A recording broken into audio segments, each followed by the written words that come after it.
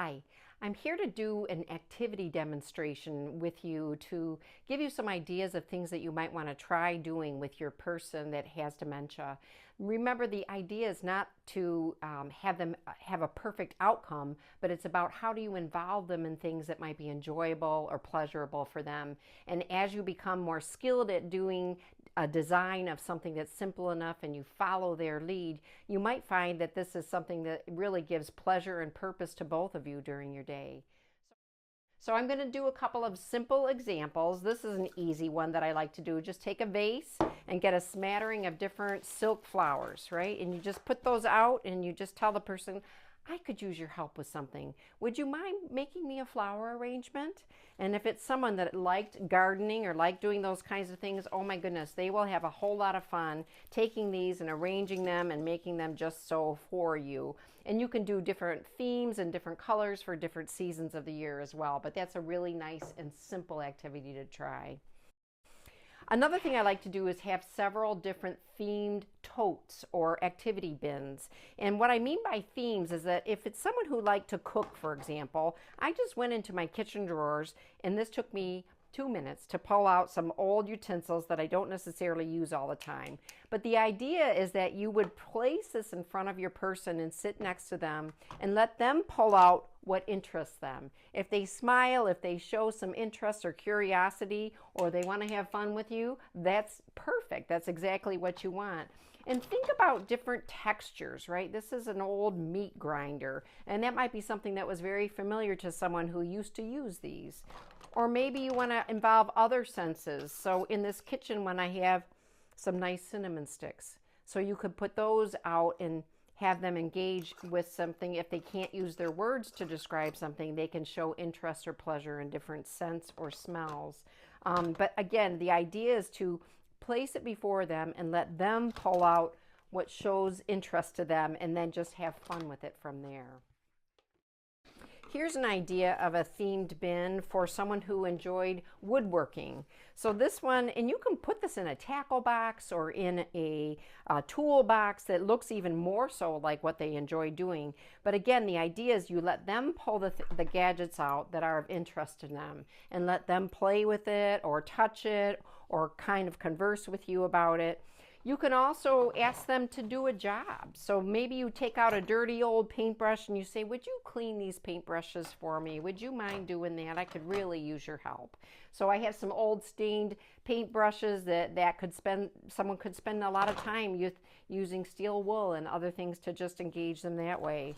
Or maybe you give them this piece of wood and a sanding block and say, would you mind smoothing out the edges for me?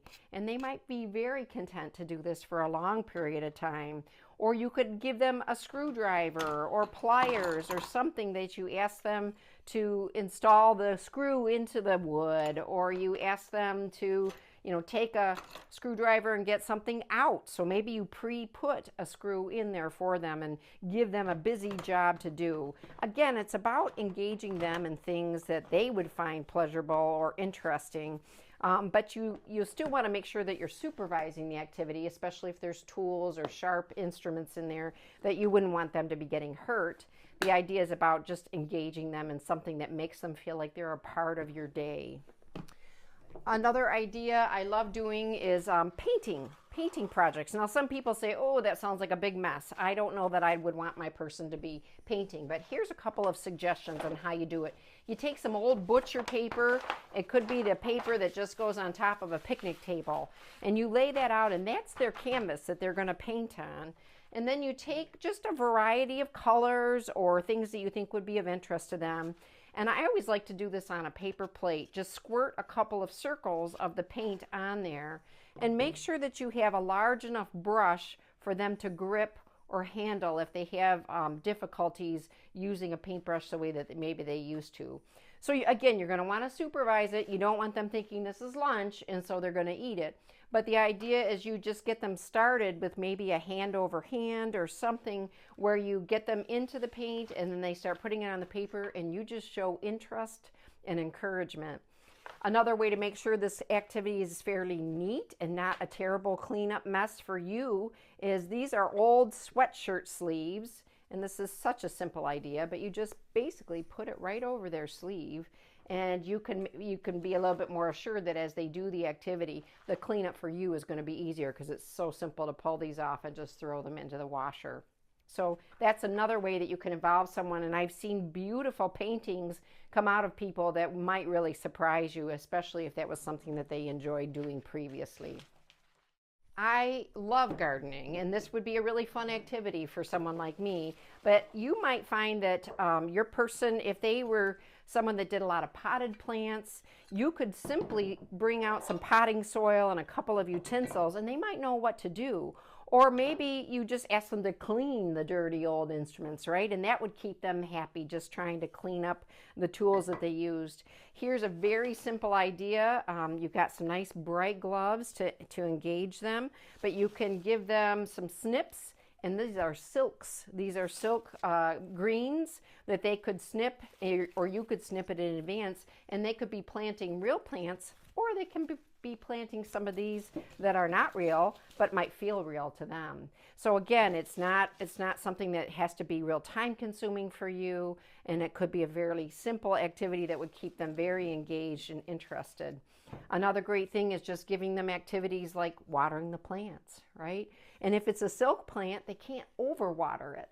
So make sure that you give options like that they can do to their contentment, but it's not going to make you crazy thinking, oh, they're killing some of my plants, right? So that's a gardening activity.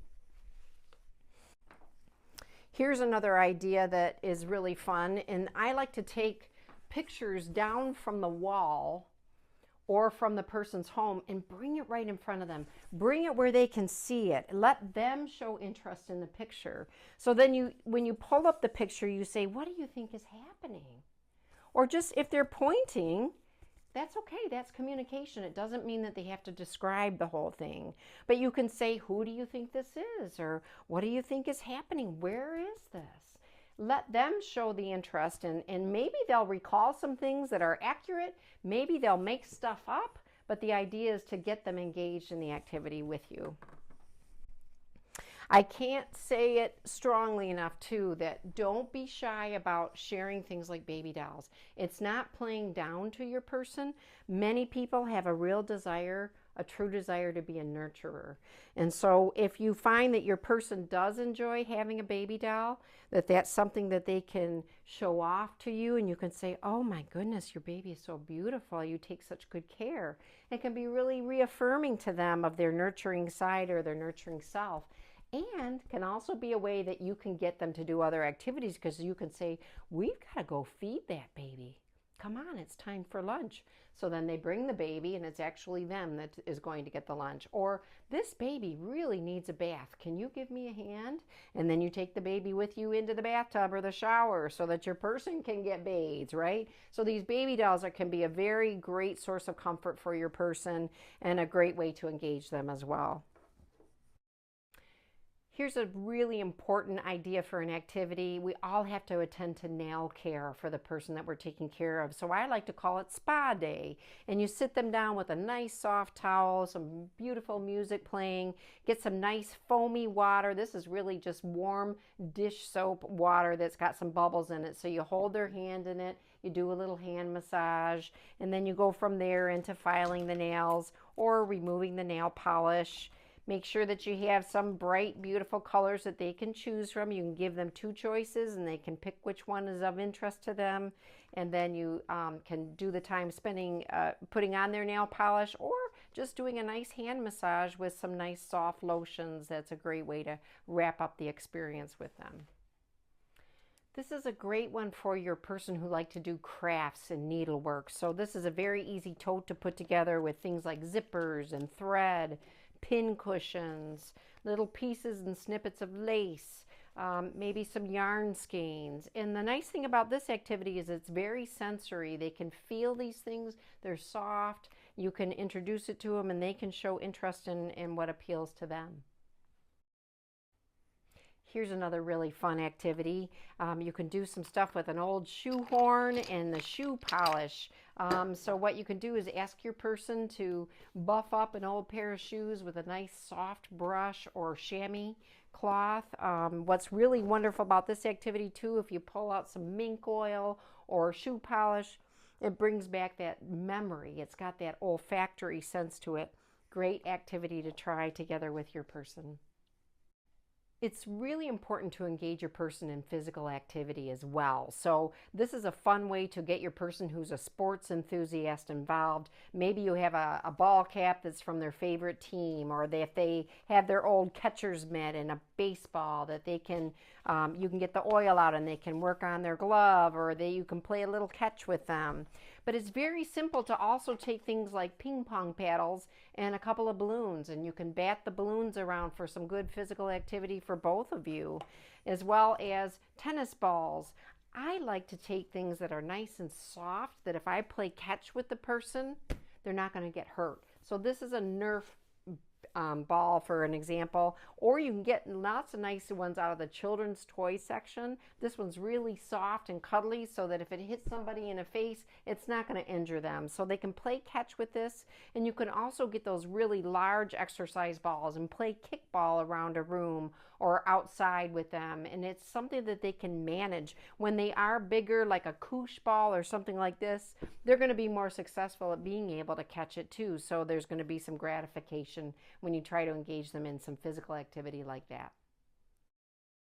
Now this is one of my favorite things to do. I call it dancing day. Put on some salsa music or whatever theme, big band music, whatever would be fun for your person and for you.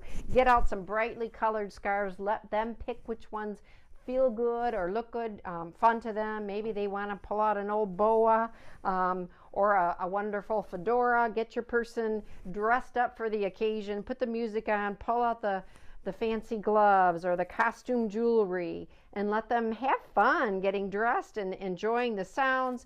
It can be an activity that they can do seated. You can do, seated dancing day or dancing around the room, but I encourage you highly to incorporate music into your activities as well. One more thing that I have here, this is a fidget blanket. Now you might have someone that is always picking at things and rolling at things and doing things with their hands. That's a-okay. You can get these things off the internet. You can make them yourself. This one has little crinkle sounds. It has little rings and zippers and things for the person to do. What's nice about a fidget blanket is that you can take that with you to doctor's appointments or other things that can keep the person occupied while they're sitting. And it might be, and even if it gets something spilled on it, you can throw it into the washing machine. Very easy to clean up afterwards. So those are just a couple of simple ideas, but I encourage you to be thinking about what would be of interest to your person. Were they in the military, and so you get some of their memorabilia from their time in the military, or camouflage clothing that might be of interest to them. Think about what was something that they enjoyed doing before, and try to think of a themed basket or bin that you can set aside and pull out easily to help yourself maybe once mid-morning and once mid-afternoon to engage your person in some sort of an activity. And I hope you found that helpful.